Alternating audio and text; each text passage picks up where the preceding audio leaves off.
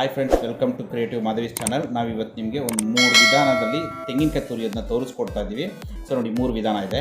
So ಈ 3ರಿಂದ ತೆಂಗಿನಕಾಯಿ ತುರಿನ ಬೇಗ ತುರ್ಕೊಳ್ಬೋದು. ಮೊದಲನೇದಾಗಿ ಇದು ಕೆಳಗೆ ರಬ್ಬರ್ದು ವಾಷರ್ ಕೊಟ್ಟಿರ್ತಾರೆ. ಸೊ ಅದು ನೆಲಕ್ಕೆ ಫಿಟ್ ಮಾಡೋದು.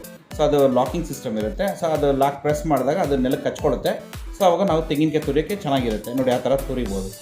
ಅದು ಹೆದೋಳಲ್ಲ ಮೇಲೆ. ತೆಂಗಿನಕಾಯಿ ನೀಟಾಗಿ ಬರುತ್ತೆ. ಕೆಲವರು ಕೆಳಗೆ ಕುತ್ಕೊಂಡು ತುರಿಯೋಕ್ಕಾಗದಿರೋ ಈ ವಿಧಾನದಲ್ಲಿ ತುರಿಬೋದು. ಸೊ ನೋಡಿ, ಇದು ಎರಡನೇ ವಿಧಾನ. ಇದನ್ನು ನಾವು ಇದಕ್ಕೆ ಸ್ಲ್ಯಾಬ್ಗೆ ಫಿಟ್ ಮಾಡ್ಕೊಳ್ಳೋವಂಥದ್ದು. ಸೊ ಗ್ರಾನೈಟ್ ಎಲ್ಲ ಅಡುಗೆ ಮನೇಲಿ ಎಲ್ಲ ಮನೇಲಿ ಇದ್ದೇ ಇರುತ್ತಲ್ಲ, ಅದು ಫಿಟ್ ಮಾಡ್ಕೊಳ್ಳೋವಂಥದ್ದು. ಸೊ ಕೆಲವ್ರಿಗೆ ಮಂಡಿ ನೋವು, ಸೊಂಟ ನೋವು, ಬೆನ್ನು ನೋವು ಇರೋರೆಲ್ಲನೂ ಈ ವಿಧಾನದಲ್ಲಿ ಬೇಗ ಕೆಲಸ ಮಾಡ್ಕೋಬೋದು, ತುರ್ಕೋಬೋದು. ನೋಡಿ, ಇದನ್ನು ಈ ಥರ ಫಿಟ್ ಮಾಡಿ ಸೈಜ್ ವೈಸು ಥ್ರೆಡ್ಡಿಂಗ್ ಸಿಸ್ಟಮ್ ಇರುತ್ತೆ.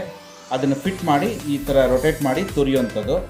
ಸೊ ಕೆಲಸ ಬೇಗನೂ ಆಗುತ್ತೆ. ಅಟ್ಲೀಸ್ಟ್ ವಾರಕ್ಕೊಂದ್ಸಲಿ ನೀವು ತುರಿದ್ಬಿಟ್ಟು ಸ್ಟೋರ್ ಮಾಡಿ ಫ್ರಿಜ್ಜಲ್ಲಿ ಇಟ್ಕೊಂಡು ಬೇಕಾದಾಗ ಬಳಸ್ಕೊಳ್ಳೋವಂಥದ್ದು. ನೋಡಿ, ಎಷ್ಟು ನೀಟಾಗಿ ತೆಂಗಿನಕಾಯಿ ತುರಿಬೋದು ಅಂತ ತೋರಿಸ್ತಾ ಇದ್ದೀವಿ.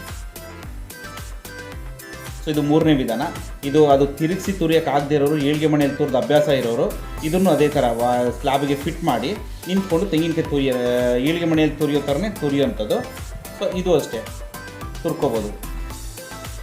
ನೋಡಿ, ನೀಟಾಗೆ ತೆಂಗಿನಕಾಯಿ ತುರಿಬೋದು ನಿಂತ್ಕೊಂಡು. ಯಾಕಂದರೆ ಕೆಲವರು ಕುತ್ಕೊಂಡು ತುರಿಯೋಕೆ ಆಗದಿರೋರಿಗೆ ಈ ಒಂದು ವಿಧಾನ ಅನುಕೂಲ ಆಗಿದೆ. ಸೊ ಎಲ್ಲರೂ ಇದನ್ನು ನೋಡಿ ಲೈಕ್ ಮಾಡಿ, ಕಮೆಂಟ್ ಬಾಕ್ಸಲ್ಲಿ ಕಮೆಂಟ್ಸ್ ಮಾಡಿ, ಶೇರ್ ಮಾಡಿ, ಸಬ್ಸ್ಕ್ರೈಬ್ ಮಾಡ್ಕೊಳ್ಳಿ. ಸೊ ಈ ಥರ ಗೊತ್ತಿರೋ ವಿಧಾನಗಳನ್ನ ನಾವು ತೋರಿಸ್ಕೊಳ್ಳೋಕ್ಕೆ ಅನುಕೂಲ ಆಗುತ್ತೆ.